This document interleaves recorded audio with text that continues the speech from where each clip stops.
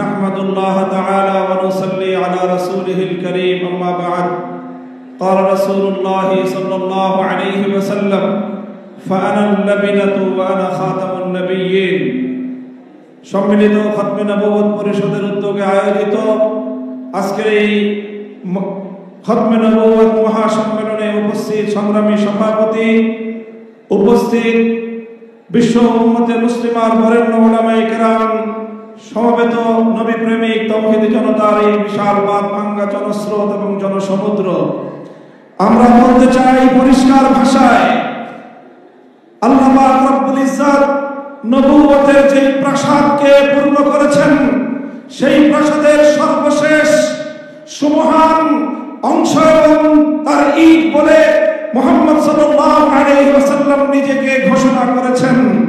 আল্লাহর নবীর পরে ইসলামের নবুয়তের এই সুমহান প্রাসাদে অন্য কেউ যদি নবুয়তের পরিচয় দিতে চায়, সে নবুয়তের এই সুমহান রাজপ্রাসাদে আবর্জনা ময়লা বলে বিবেচিত হবে। ইতিহাসের ঘৃণিত ময়লা আবর্জনা কুখ্যাত গোলাম আহমদ কাদিয়ানী এবং তার অনুসারীদেরকে বাংলা রাষ্ট্রে কাফের ঘোষণা দেখতে চাই।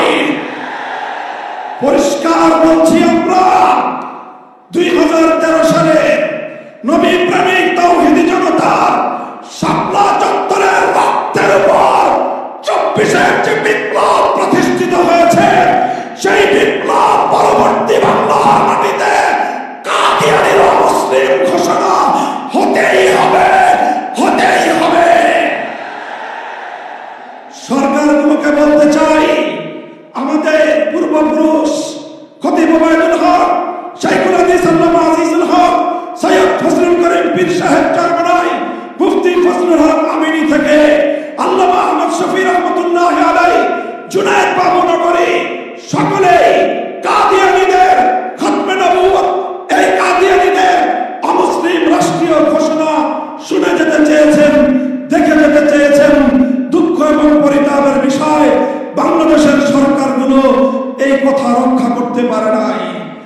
আমাদের আমির হেফাজত আল্লামা মুহিবুল্লাহ বাবু নগরী হায়াতে আছেন, তার নেতৃত্বে পীর সাহেব মধুপুর যেটা তুলেছেন, এবার কাদিয়ানীদের অমুসলিম ঘোষণা দাবি আদায় করার জন্য যদি প্রয়োজন হয় আবার বাতিমের মতো ঢাকা অবরোধ করতে হবে, ঢাকা অবরোধ করতে হবে।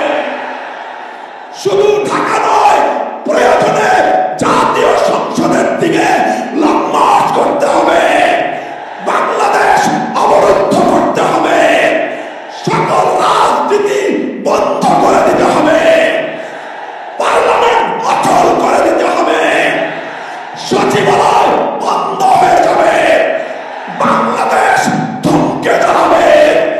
কাদিয়ানীদের অমুসলিম ঘোষণার দাবি আদায় করতে হবে, রক্ত দিতে হলে রক্ত দিতে হবে, জীবন দেওয়ার জন্য, খতমে নবুয়তের দাবি আদায়ের জন্য মাথায় কাফনের কাপড় বেঁধে শহীদ ঈদগাহে যেতে কারা প্রস্তুত, কারা প্রস্তুত? ইনশাআল্লাহ এ দাবি আদায় হবে।